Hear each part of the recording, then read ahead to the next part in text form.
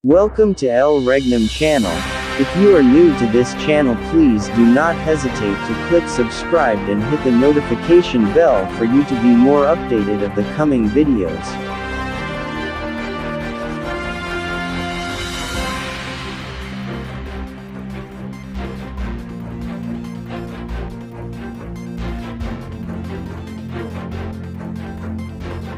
Okay. So, magandang gabi muli sa ating lahat. Mga minamahal naming tagapagsubaybay sa oras na ito. Ito po ang araw ng linggo, no? Sapagkat ito po yung araw na siya po naming ipinapahayag sa pamamagitan ng Facebook Live, no? So, bago po ang lahat, bago po natin talakayin ang programa ng Diyos sa daigdig, ako po ay humihingi po ng gabay at gumagalang sa aming mahal na Supremo, na siya po ang aming Supreme Founder of the Kingdom of God, His Majesty, Supreme King Philemon Undok Riambunansa. So yan po ang aming mahal na dakilang guro sa kaharian ng Diyos. So, ako po'y nagpapasalamat sa lahat ng mga taga-subaybay sa oras na ito.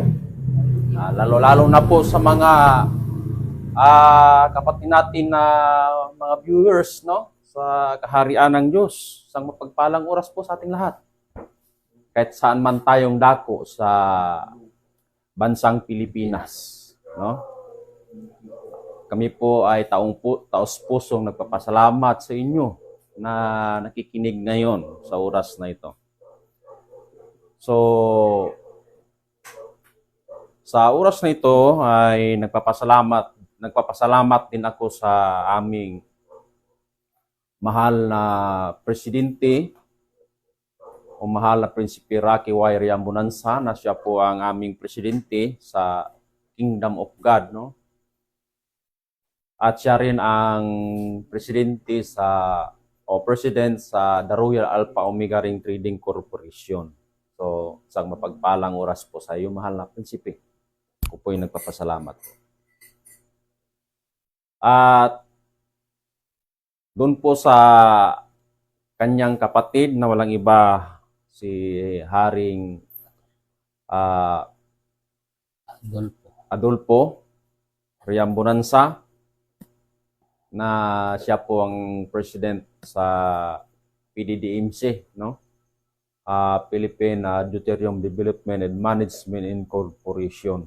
So yan po ang presidente natin sa PDDMC, no? Na siyang programa sa Pilipinas. Na walang iba na may hawak o naging presidente sa ating company na yan ng Deuterium o PDMC, na siya po si Haring Adolfo B. Riambunansa. Isang mapagpalang oras po sa iyo, Hari. So ako po ay nagpapasalamat sa lahat ng mga royal family ng mga Riambunansa. Lalong-lalo na po sa lahat ng mga nanay, no, spiritual mothers, na nandyan po sila ngayon sa templo sa Purok New Jerusalem, Talisay Shrine, Rizal Shrine, Dapitan City, sa Zamboanga del Norte. So muli, ako po ay nagpapasalamat sa lahat ng mga regional director natin sa ating bansang Pilipinas, or mga apostolis mula Region 1 hanggang Region 12. Isang mapagpalang oras po sa inyo, mga hari. Lalong-lalo na po sa aming regional director sa Region 2. Walang iba, Haring Edgar Palor Ligutom. Magandang gabi po, Hari. Lalong-lalo na po sa iyong Reyna, no? na walang iba, Reyna Rose Padillo Ligotom, lalo na po sa minamahal naming prinsesa, no? Na talagang malaki na. So, buong pamilya Ligotom, ako po ay nagpupugay at nagpapasalamat sa inyo lahat. So, sa lahat ng mga binubuo ng ating mahal na dakilang guro, mula sa mga provincial leader or 70 prophets sa buong Pilipinas, hanggang sa mga municipal leaders, barangay down to purok leaders. So yan po ang kinakatawan ng aming mahal na dakilang guro sa bansang Pilipinas. Isang mapagpalang oras po sa ating lahat. So sa buong pwersa ng The Kingdom of God, isang magandang oras po o magandang gabi po sa ating lahat. So sa lahat ng mga sumusunod sa programa ng ating mahal na dakilang guro, lalong-lalo na po itong programa na Consumatum is, no? Na ang ibig sabihin sa Tagalog yan ay natapos na po ang lahat na gawain ng Diyos. So, bakit natapos na? Sapagkat lahat ng kanyang programa ay yun ang tinapos upang pwede nang ipapahayag. No? So, ano ang ipapahayag sa buong sangkatauhan, lalong-lalo na sa buong daigdig? No? Kundi ang mga mabubuting balita tungkol sa kaharian ng Diyos. Kaya ako po ang inyong lingkod ngayon na walang iba, Haring Roger Pagumpana, isang provincial leader sa province of Isabela, na ang hawak ko po ay mula sa Gamo, sa Nagilian, Reyna Mercedes, at saka sa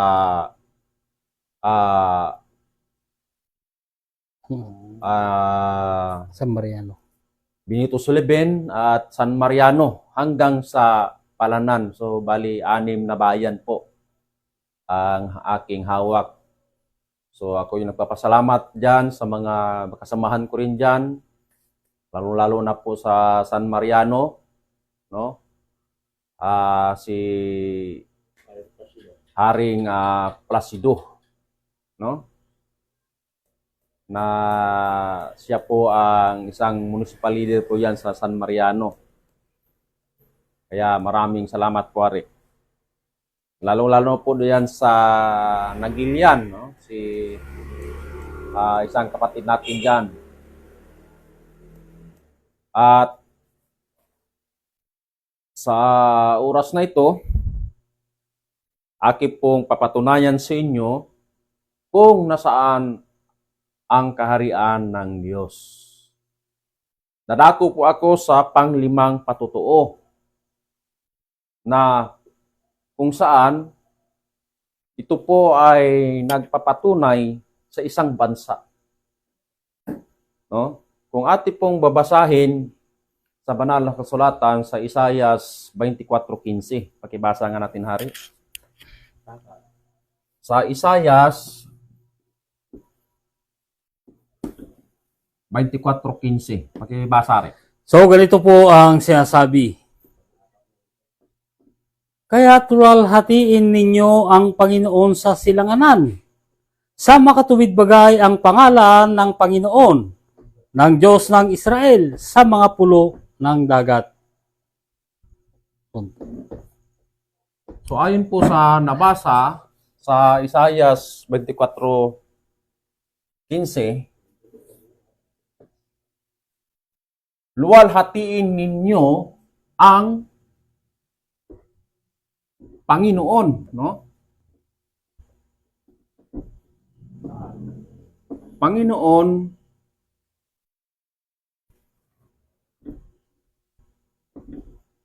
doon sa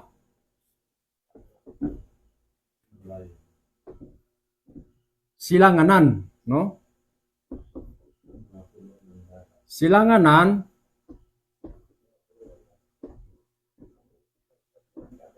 mga pulo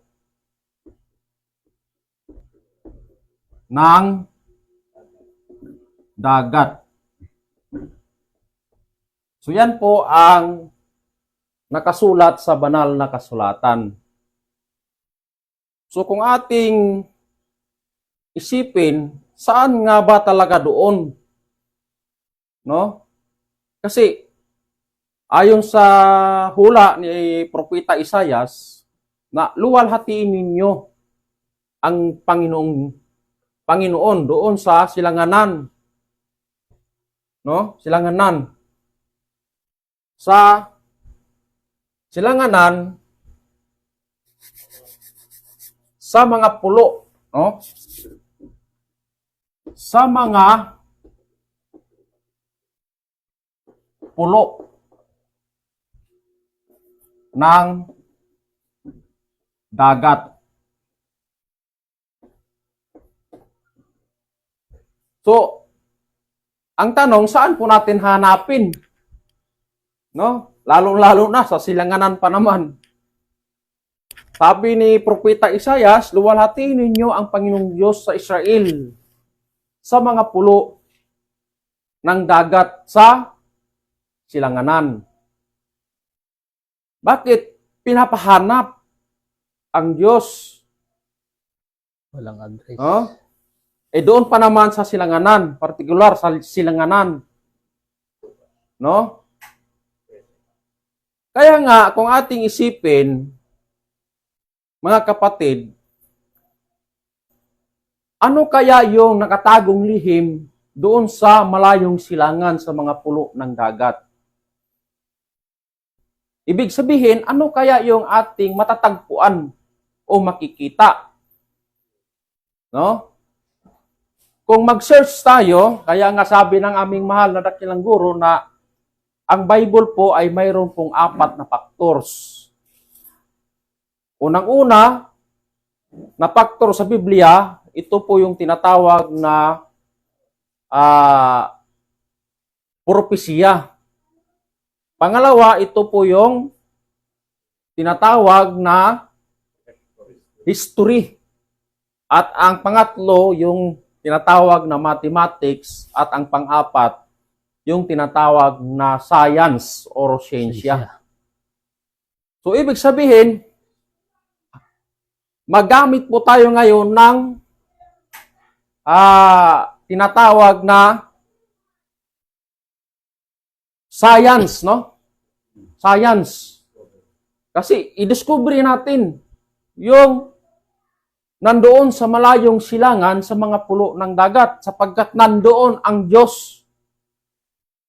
No? Nandoon.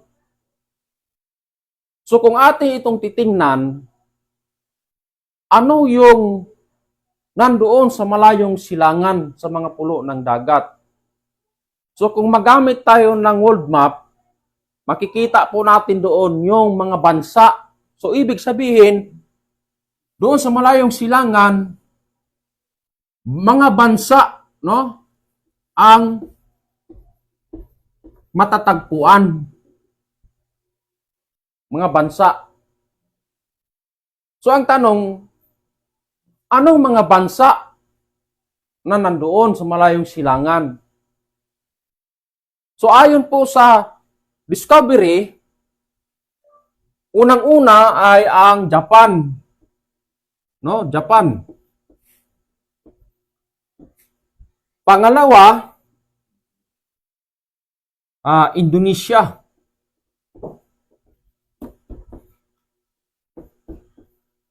At ang pangatlo, yung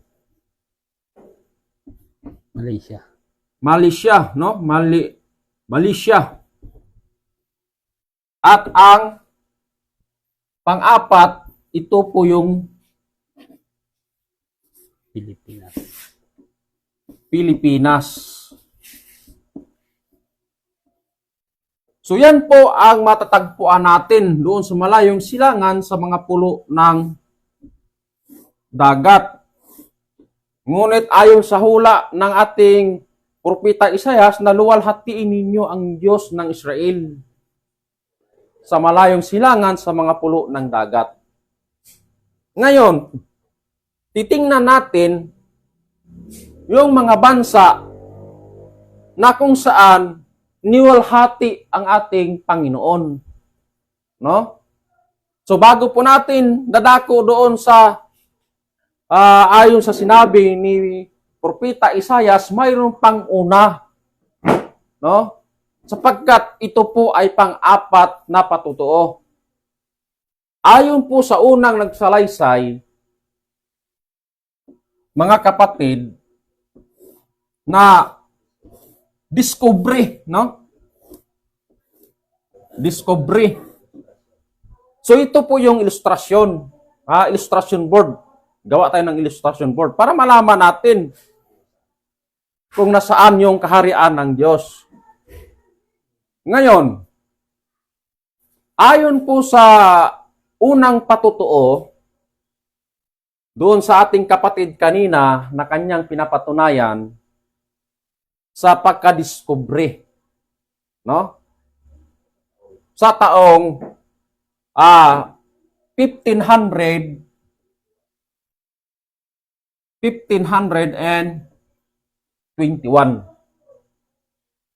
Ang tanong, ang bansang Japan po ba ay nadiskubre sa taong 1521? So hindi. Ibig sabihin, hindi siya akma doon sa unang hula sa Diyos kung nasaan ang kaharian ng Diyos. Ngayon, dadako naman tayo dito sa Indonesia. Ang Indonesia po ba ay nadiskubre sa taong 1521? So, ibig sabihin, hindi pa rin akma doon sa hula. Dadako tayo sa pangatlong bansa na siyang Malaysia. Ang bansang Malaysia po ba ay nadiskubre sa taong 1521 ayon sa hula ng Diyos? So, hindi pa rin siya nakaakma. So, dadako tayo dito sa ipang-apat na bansa na siyang bansang Pilipinas. Ayon sa unang discovery na 1521, discover of island or kay Magellan.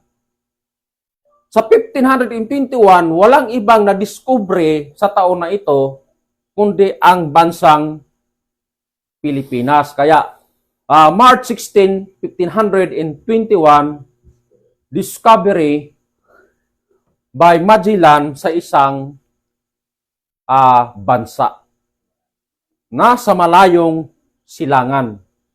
So, ibig sabihin, ang nakakma sa hula ang bansang Pilipinas. Kaya tama, ayon sa hula ng Diyos. Ngayon, dadako tayo sa pangalawang patotoo. No? Ayon sa ating kapatid kanina, na ang bansa ay hindi laban sa bansa o makipagdigma sa anumang bansa. Bakit? Kasi mayroon pong article na inihulog doon sa isang bansa na yon, na Article 2, Section 3, nang ibig sabihin na ang bansa ay hindi makipagdigma laban sa bansa. Ngayon, dadako tayo dito ngayon sa Japan. Kasi Article 2, Section 3. Yan ang batas, no? doon sa pangalawang patutuo kung nasaan ang kaharian ng Diyos. Ang tanong, ang bansang Japan po ba ay mayroong Article 2, Section 3 na ang ibig sabihin ay hindi makipagdigma laban sa mga bansa? So, hindi siya nakatukma. Ibig sabihin, mali. Bakit? Matapang po. Ang bansang Japan, kaya nga dinigma tayo, inilipin tayo sa taong 1945. No? So, ibig sabihin, hindi siya nakakma sa hula sa Diyos kung nasaan ang kaharian. Ngayon, dadako tayo dito na naman sa ikalawang bansa na siyang Indonesia. Ang Indonesia po ba ay mayroong batas na Article 2, Section 3 na hindi aralin ang pakipagdigma laban sa bansa? So, ibig sabihin, mali siya. Mali pa rin. Bakit hindi niya nakuha? Kasi matatapang silang na bansa. Nag-practice ba rin sila ng makipagdigma din sila? Mayroon silang kakayanan na makipagdigma kasi wala silang batas na Article 2, Section 3.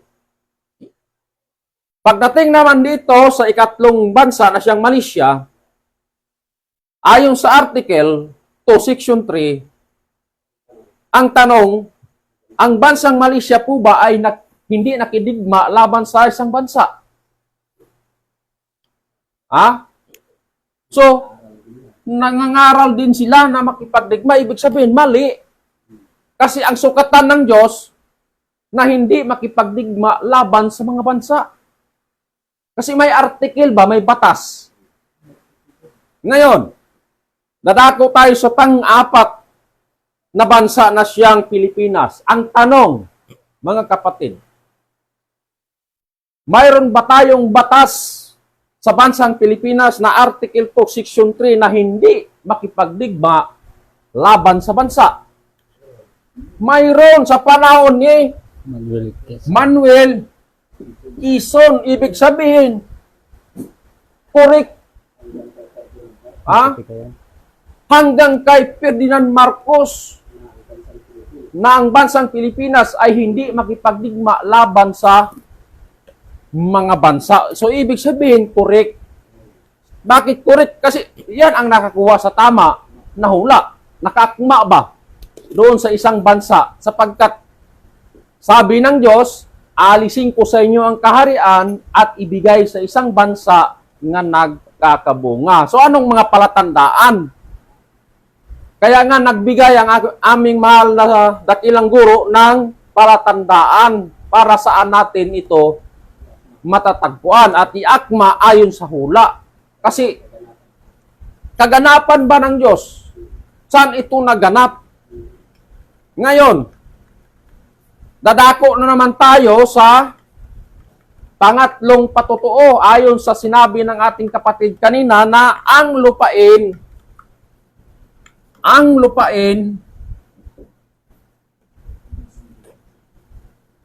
ay puno, no?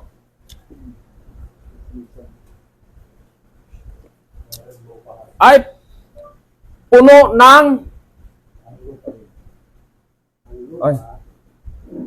ang lupain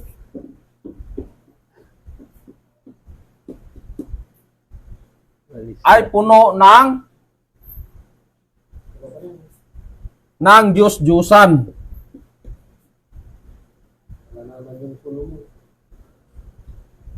Ang lupain ay puno ng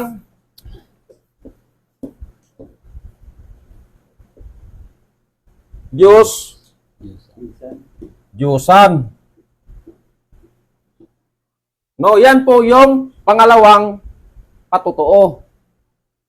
Ngayon, iakma natin na naman dito sa mga bansa ayon sa hula ng Diyos. Dadako tayo ngayon, no? Sa unang bansa. Ang tanong, ang bansang Japan po ba ay puno ng Diyos-Diyusan? Ayon po sa hinula ni Propeta Isayas, sa Isayas 2:4. 8, kung basahin natin yan. Ang tanong, ang bansang Japan po ba ay puno ng Diyos-Diyusan? Ayon sa hula. So, mali. Bakit? Kasi ang bansang Japan, sila po ang tinatawag na Buddhism. Kaya, ibig sabihin, isa lang ang kanilang Diyos doon. Na sila samba, yung Buddha. Ang hinahanap ng Diyos, ang lupain ay puno ng Diyos-Diyusan. No? Na kanilang sinasamba ba? Ang gawa ng kanilang sariling kamay na ginagawa nang ginawa ng sariling mga daliri na kanilang sinasamba. Eh, sino yun? No? Sino yun na mga gawa ng sariling kamay? Na ginawa ng kanilang daliri. Yun ba yung tinatawag na mga yung Santo Niño, Mama Mary, yung mga santo ba? Eh, saan yan? No? Kaya hanapin natin dito sa mga bansa na ito para malaman natin kung nasaan na ibinigay ang kaharian ng Diyos. So, ayon sa unang hula, ang Japan ay hindi niya nakuha ang hula sa Diyos. Bakit? Kasi Buddhism man sila.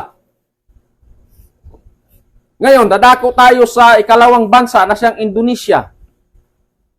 Ang bansang Indonesia po ba ay puno ng Diyos-Diyusan ayon sa hula? Hindi pa rin siya nakaakma kasi Indonesian ba sila?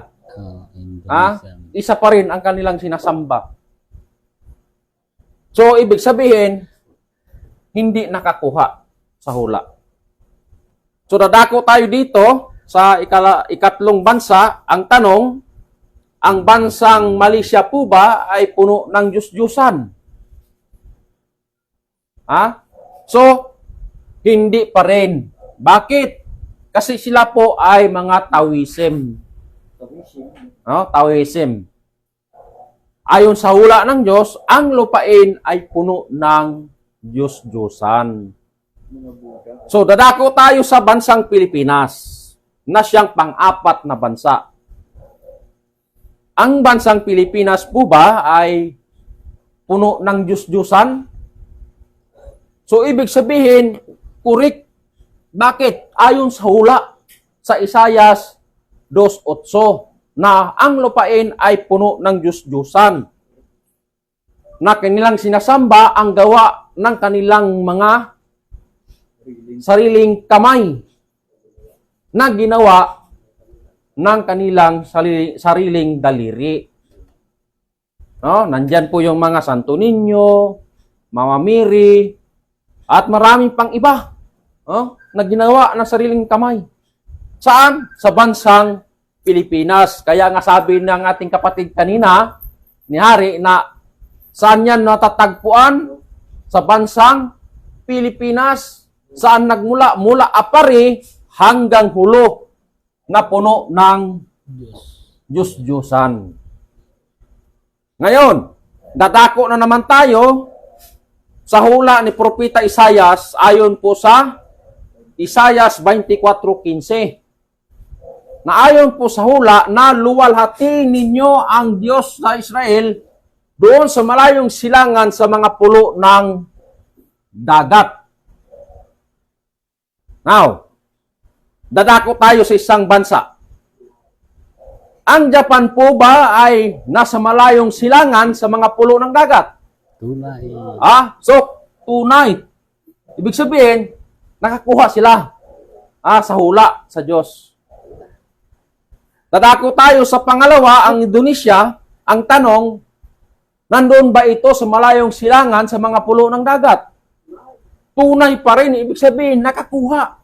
Check sila. Nakakma sa hula. Ngayon, dadako tayo sa pangatlong bansa na siyang Malaysia. Ang bansang Malaysia po ba ay nasa malayong silangan sa mga pulo ng dagat? Tunay pa rin. Ibig sabihin, nakakuha sila, nakakma sila sa hula sa Diyos. So, dadako tayo sa bansang Pilipinas. Ang tanong, ang bansang Pilipinas po ba ay nasa malayong silangan sa mga pulo ng dagat? So, ibig sabihin, akmang-akma pa rin sa hula ng Diyos.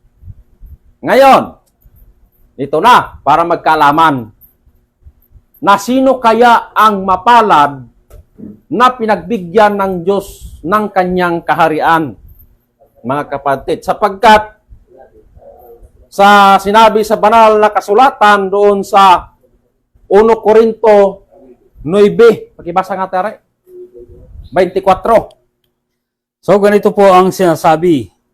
Hindi ba ganinyo nalalaman na ang mga nagsisitakbo sa takbuhan ay tumatakbong lahat? Ngunit isa lamang ang tumatanggap ng gantimpala. Magsitakbo kayo ng gayon upang magsipagtamo kayo. Ayun. Ayon sa sinabi ng Diyos, ngunit silang lahat ay nagsitakbo naman, no? Ngunit, ayon sa Diyos na isa lang ang tumanggap ng gantimpala. Hindi pwede sila lahat. Isa lang ang makatanggap ng gantimpala. Ngunit, nagsitakbo silang lahat. Ngunit, isa lang ang mapalad na pagbigyan ng gantimpala ng Diyos. Ngayon, tingnan natin.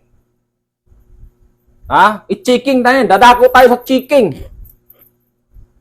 Ang bansang Japan ay mayroong nakuha isa.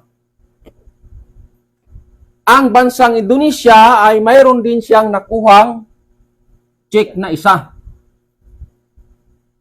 Ang bansang Malaysia ay mayroon din siyang nakuhang check na isa din.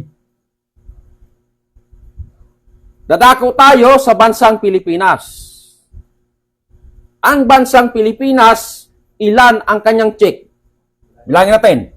1, 2, 3, 4. So, ibig sabihin, mayroong 4 na check ang bansang Pilipinas. Sapagkat, ayon sa hula, silang lahat ay nagsitakbo. Ngunit, isa lang ang tatanggap ng gantimpala. Ang tanong, mga kapatid, ano ang gantimpala doon sa nagwagi? Sapagkat bansang Pilipinas man ang nagwagi. Basahin po natin sa Revelation 3:12. So, ganito po ang sinabi. Ang magtagumpay ay gagawin kong haligi sa templo ng aking Diyos, at hindi na siya ilalabas pa doon. At isusulat ko sa kanya ang pangalan ng aking Diyos, at ang pangalan ng bayan ng aking Diyos, ang bagong Jerusalem, na mananaog buhat sa langit mula sa aking Diyos, at ang aking sariling bagong pangalan. Ito na. Ang tanong, ano yung pinagtagumpayan? Sabi ng Diyos, ang magtagumpay ay gagawin kong haligi sa templo ng aking Diyos. At isusulat ko doon ang bagong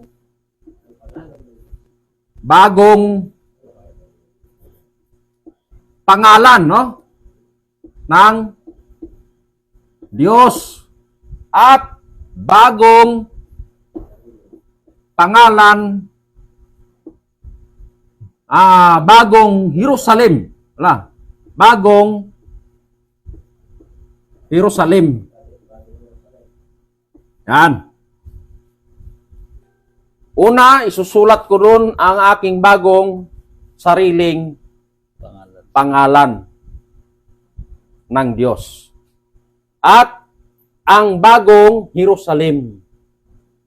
Ngayon, bakit bagong Jerusalem? Ibig sabihin, mayroong luma. No? So, mayroong luma. Ang tanong, saan ang lumang Jerusalem? Doon sa Israel. Yan. Nandoon matatagpuan ang lumang Jerusalem. No? Lumang Jerusalem. Bakit luma? Sapagkat umalis ang Diyos doon. Bakit ibasa natin na rin? Sa Lucas. O kahit yung sa unang Chronicles. 11:3. 15:3. Pakibasa natin.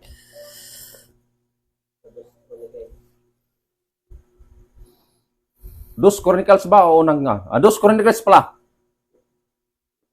15:3. Dos Chronicles. Okay.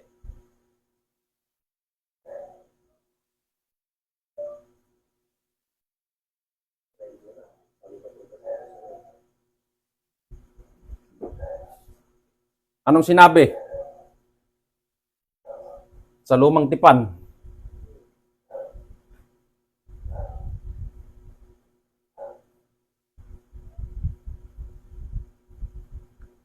So, ganito po ang mababasa.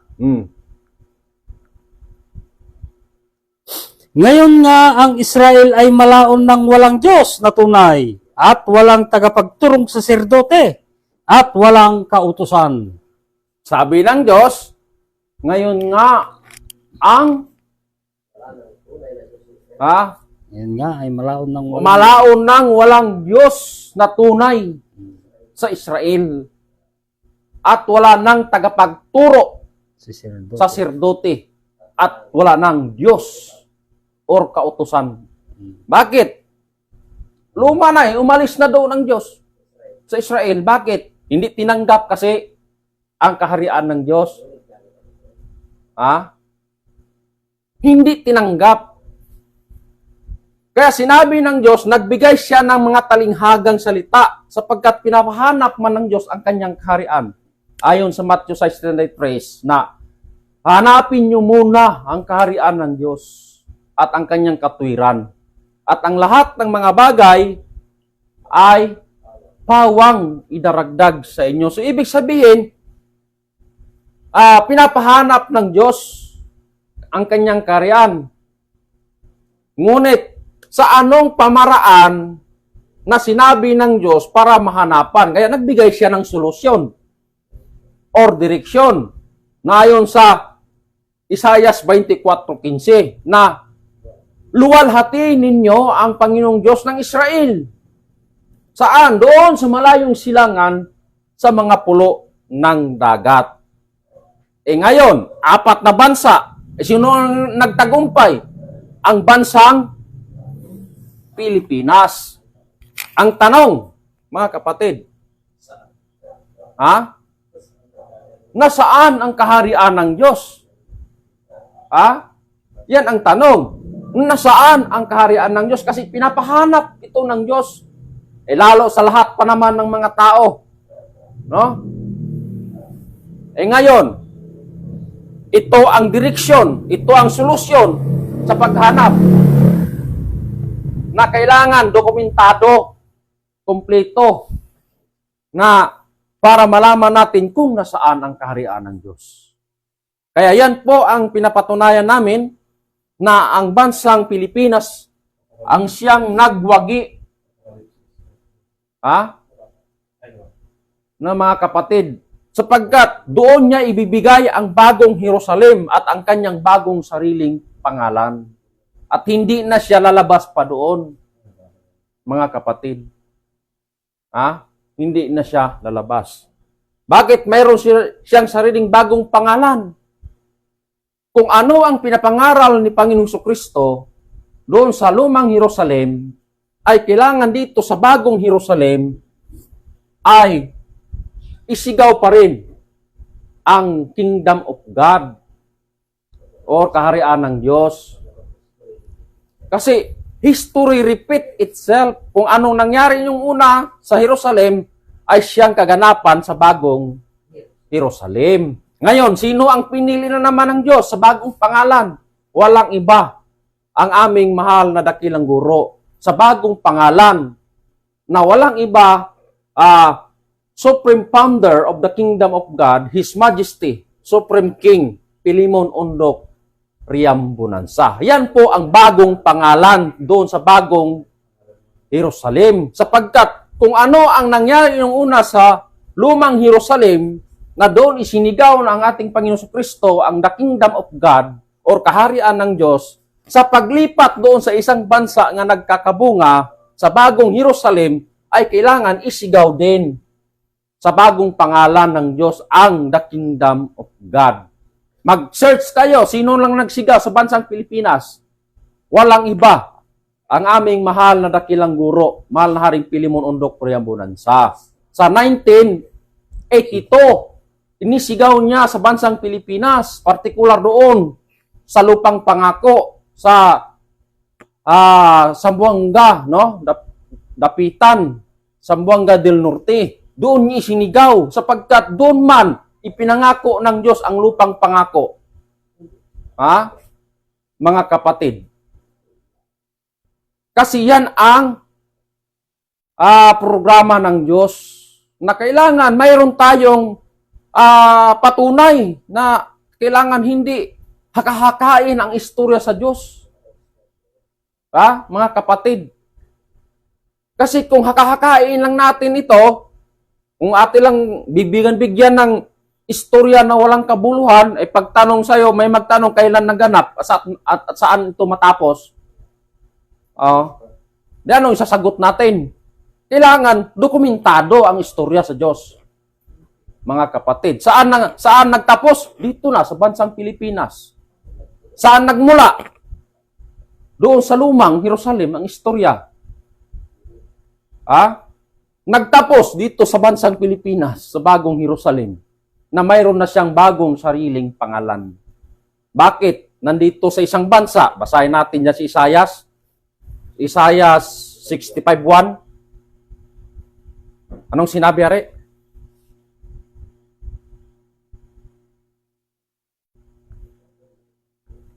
Anong sinabi sa banal na kasulatan diyan sa Isaiah 65:1? So ganito po ang sinabi. Ako'y napagsasanggunian ng mga hindi nagsisipagtanong tungkol sa akin. Ako'y masusumpungan nila na hindi nagsipaghanap sa akin. Aking sinabi, narito ako, sa bansa na hindi tinawag sa aking pangalan. Bakit? Kasi mayroon siyang sariling bagong pangalan.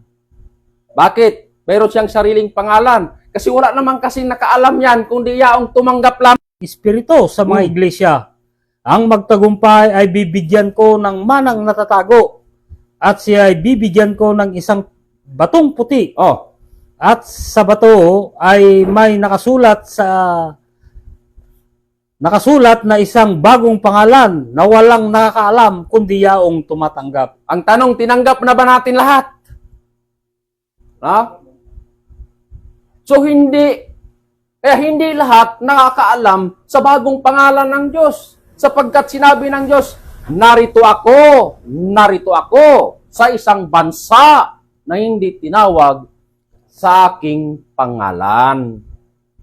Ngunit, ang tanong, may nakaalam ba? Mayroon. Mayroon nakaalam. Sino yung nakaalam? Yung sumusunod lamang sa Kanya. Yung mga pinili ba? Buhat ng una hanggang sa panahon ngayon. Kung basahin po natin yan sa Colosas 1:26 hanggang 25, pakibasa natin, Hari. Colosas 1:26 hanggang 27. Sino lang yung kanyang pinili? Kasi doon sinabi, walang nakakaalam kung di yaong tumanggap lamang. Kaya nga ang tanong ko po sa inyo, tinanggap na ba ninyo? So ganito po ang sinabi. Maging ang hiwaga na inilihim sa lahat ng panahon at lahi.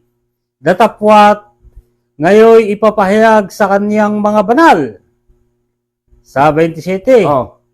Nasa kanila'y minagaling ng Diyos na ipakilala kung ano ang mga kayamanan ng kalwalhatian ng hiwagang ito sa gitna ng mga hintel, na ito'y si Kristo na nasa inyo, na pag-asa ninyo sa kaluwalhatian. Sana. Punto. Sana. Kung noon, kung naniniwala kayo sa sinabi ni Jesus, sabi doon, kayong mga hintil, saan ba yung unang hintil? Doon yan na, sa lumang Jerusalem. Israel. Sinabi ng Diyos, mga hintil, bakit hindi naniniwala Sinabi ng Diyos, ang kaharian wala doon at wala din sa doon. Kundi ang kaharian ay nandito sa loob ninyo. Hindi pa rin naniwala. Sino ba kasing maniwala kay Jesus? Mahirap lang. Ikumpara sa kanila mga mayaman. Ngunit, hindi man nila inalam ang mga hiwaga. Kasi ito hiwaga sa salita ng Diyos. Kung basahin natin nari, Matthew 3:6 hanggang 11. Anong sinabi ng Diyos? Ano yung hiwaga?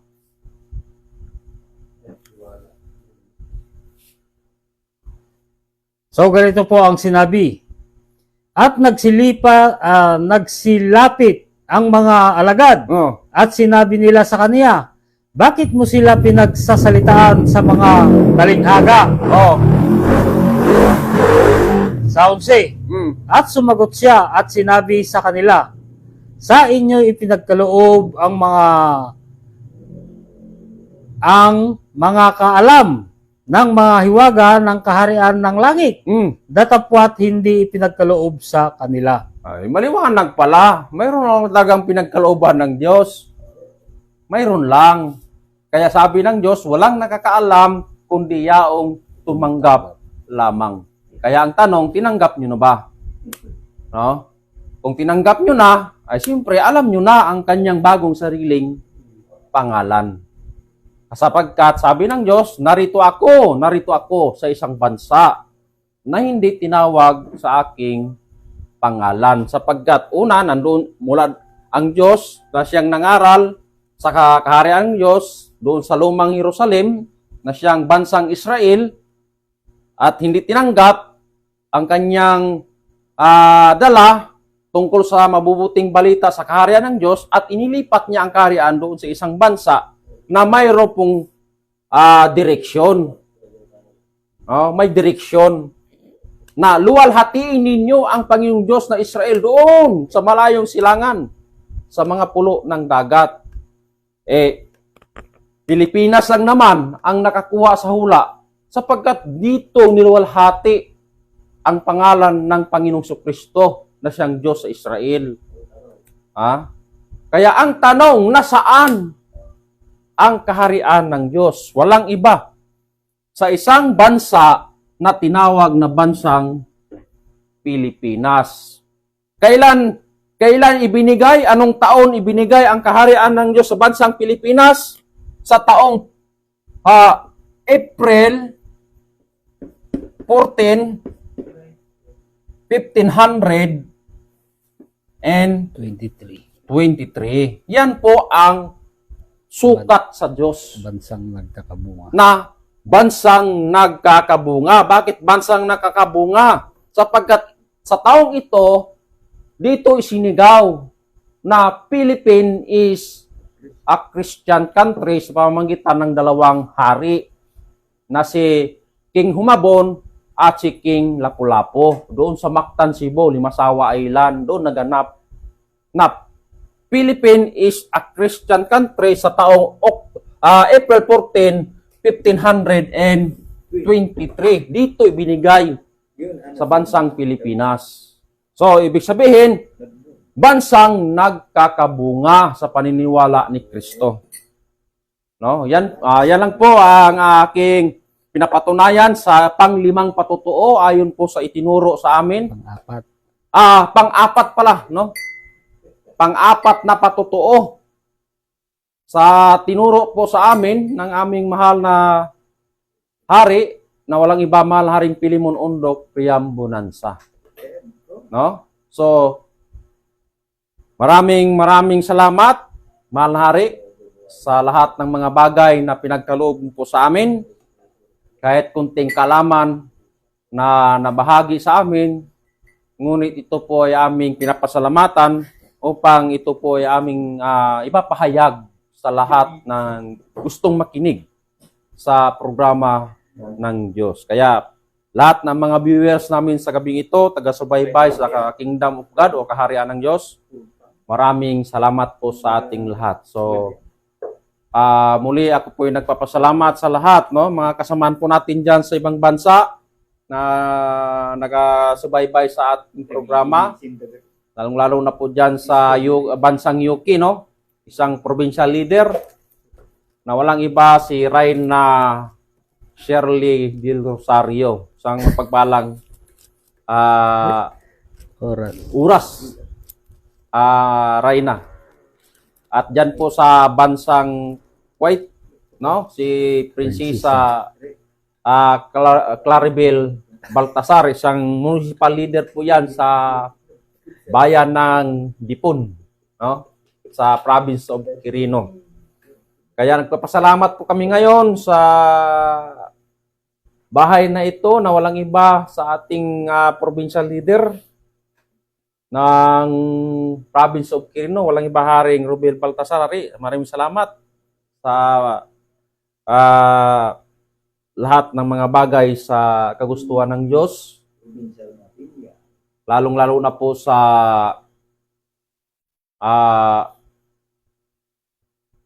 pamilya nakikinig ngayon, pamilya Tadya, no? Sa Santiago, na walang iba Haring Tadya, Romel Tadya, nasa Santiago City, no? Taga-subaybay o talaga sinusundan po niya, no? Bagaman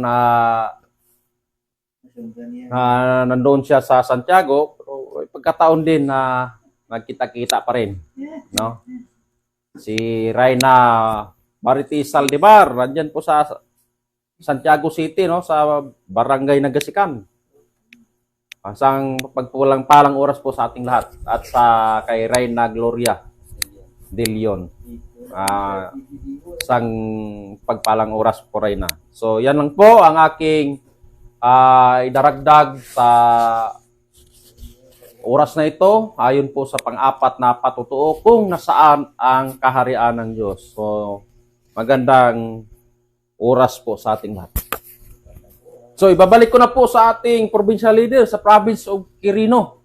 Walang iba, Haring Rubel Baltasar. Hari.